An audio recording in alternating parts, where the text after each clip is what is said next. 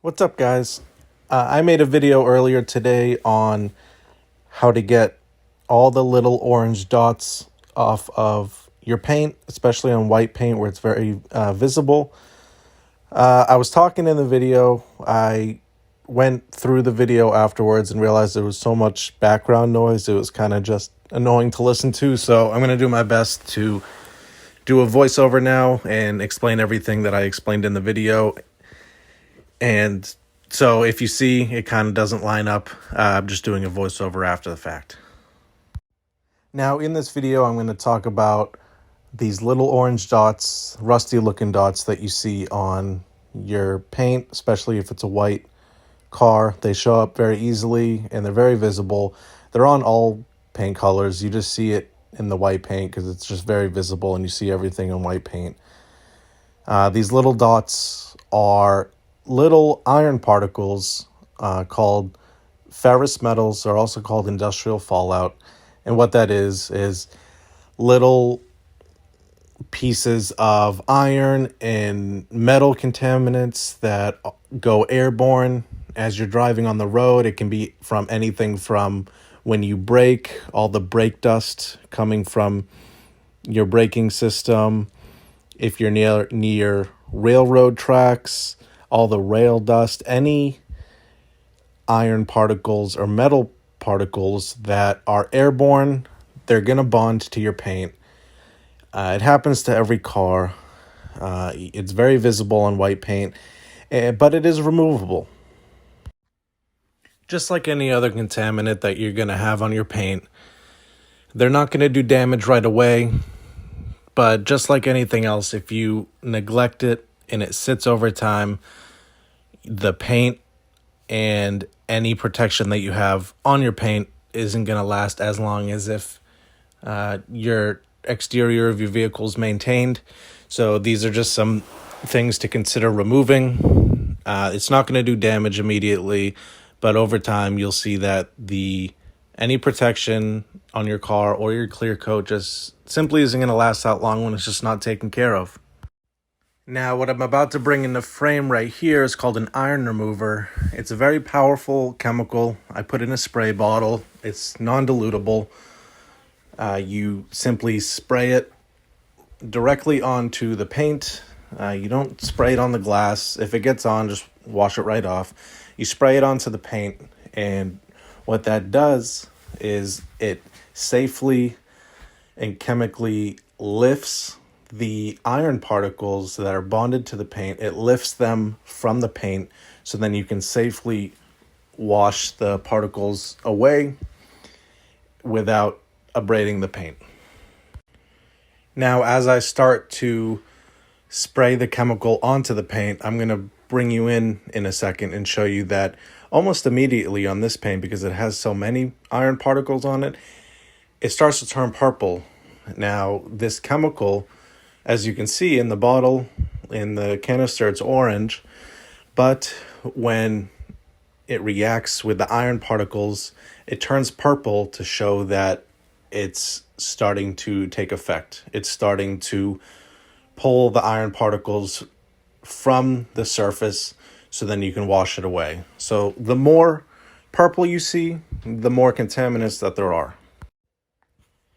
This is a process that you can do 1, 2, or even 3 times. It really, as much as it takes, depends on how neglected the vehicle is. As long as purple's showing up, there are contaminants on the paint, and they need to be removed before you continue. I'm going to bring you in a second and show you how this is really just starting to really put the work in. You can see a lot of purple. There's a lot of contaminants on there. It's all over the truck. For some reason, the tailgates just really get hammered with this stuff. Now, when you're using this stuff, you want to do it out of direct sunlight if you can. Wait till it's later in the day or early in the morning. You don't want the paint to be burning hot. You don't want this stuff to dry on you. It could run the risk of staining your paint or the glass or any black plastic trim. You just want to keep the surface wet You're going to consistently rinse it. You don't want it to dry. You want it to keep working. You're going to rinse it off. You're going to neutralize it with a car soap afterwards and then move forward. You always want to use some sort of pH neutral chemical after you use this stuff to neutralize it.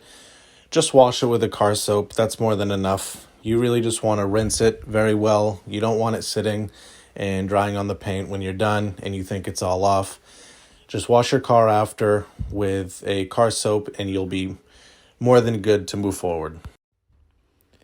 Now, what I'm going to do next is I'm going to neutralize the iron remover by using Purple Power Vehicle and Boat Wash, which is another chemical that you want to use out of direct sunlight. You can use it, but you don't want to use too much. You want to keep the panel wet. You want to rinse it thoroughly. It's not pH neutral. It does a very good job at removing road grime, any traffic film, anything like that. It's a great soap to use as you're prepping a vehicle for any sort of sealant or to use a polisher on it. But it's going to neutralize the iron remover. So you're going to take your microfiber wash mitt with, I'm showing you now what it looks like, so you can go pick it up at Walmart, and you just want to wash the panel. Now what I'm going to show you next is the clay bar that I use. If you don't know what a clay bar, I have other videos on my YouTube channel of what a clay bar is, or you can just Google it. It removes any bonic contaminants from the paint. If you go to get your car detailed and the detailer doesn't know what a clay bar is, or they don't use it, I would recommend reconsidering. It's a vital step in any exterior detail, unless you're just washing it and doing a spray wax. You always want a clay. It's imperative, really. So that will be the next step. I'm showing you what it looks like here. This one's used. It's actually really heavily used. You can see it's brown. That's all the bonic contaminants that were on the paint in previous cars. You can use these time and time again until you feel like they're just too soiled, and then you need to move on to a new piece of clay. A little trick, you can see that I'm starting to clay the vehicle. You need the panel to be wet when you're claying. If it's dry, it's not going to work. It's just going to grab onto the paint. The paint needs to be wet. You need to keep spraying it. Use a spray bottle or the hose, and it's going to glide across the paint. You're going to feel it picking up the bonic contaminants and making the surface of the paint 100% smooth. And that's when you know that it's 100% bare and clean and ready for a polish or a wax. Now, I just started to say in the last voiceover a little trick, and then I moved on because I started claying in the video. The trick is when you get the clay bar in the package, it just looks like this big bar. And what you can do is you can take a razor blade and you can cut it into threes and then kind of roll it up into a ball and make a patty out of it. That's going to give you a whole lot more clay rather than just taking the entire clay bar and using it all at once. Kind of break it up into pieces and roll it up and kind of form it into a patty. And it's going to give you a whole lot more clay bar than just using it all at once. It's just a little thing that I do, and it'll save you a whole lot in the end because you're going to use a whole lot less clay in one time. Another thing that you need to know is that if you are claying and you happen to drop the clay on the ground, it's time to move on to a new piece of clay. It's going to pick everything up that it fell onto on the asphalt, any little pebbles or anything like that. And if you take that piece of clay, you put it back on the paint, you're going to scratch the crap out of the paint with anything that's stuck to the clay bar. So if you drop it on the ground, it's time to move on to a new piece of clay. Now, bringing you in here to show you the panel after the fact, you can see there's no spots anymore. The camera's pretty hard to focus because it doesn't really know what to focus on because there's no spots on the paint. But it shows that the paint's 100% bare. If you were to feel it in person, it'd be 100% smooth. You wouldn't feel anything. You wouldn't hear anything when you're gliding your hand around the paint. It would feel very grabby, and it'd be 100% bare, which is what you're looking for. So now you have 100% clean panel, and you're ready to take your wax or your polisher to the paint, and you don't have to worry about grinding any bonding contaminants into the paint when you're abrading it with an applicator pad or a polishing pad. So that's it, guys. That's my process on how I get rid of those little orange dots. That's what I use, and they are removable. And now you're ready to move on to your polishing or waxing. So thank you guys for watching. I hope you learned something, and I'll see you on the next video.